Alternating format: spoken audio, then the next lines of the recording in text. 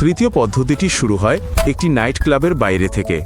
আপনি ক্লান্ত কিছুটা ঘোরের মধ্যে আছেন এবং বাড়ি ফেরার জন্য উদ্গ্রীব। একজন বন্ধুত্বপূর্ণ লোক আপনার কাছে এসে বলে, গাড়িতে উঠুন, আমি আপনাকে বিনামূল্যে পৌঁছে দেব। অনেকেই রাজি হয়ে যায়।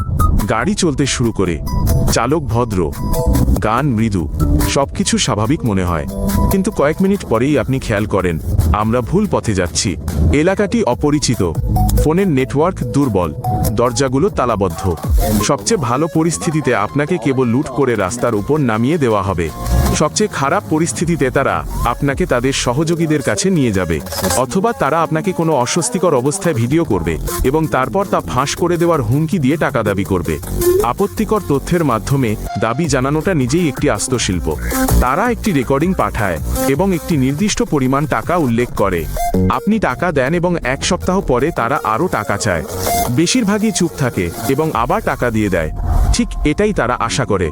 সবচেয়ে গুরুতর ক্ষেত্রে চালক এমন একটি চক্রের জন্য কাজ করে যারা মানুষকে পুনরায় বিক্রি করে দেয়।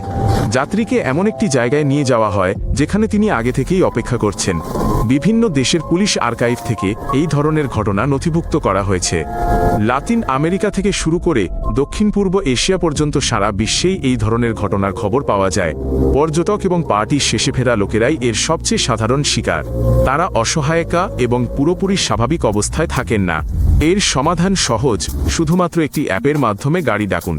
এটি পথের বিবরণ, চালকের নাম এবং সময় রেকর্ড করে রাখে। কোনো অনুষ্ঠানস্থল থেকে আপনাকে তুলে নেওয়ার জন্য আসা গাড়িতে কখনোই উঠবেন না। পূর্ণ ভিডিওটি দেখুন ইউটিউব চ্যানেল 10টি তথ্য এ।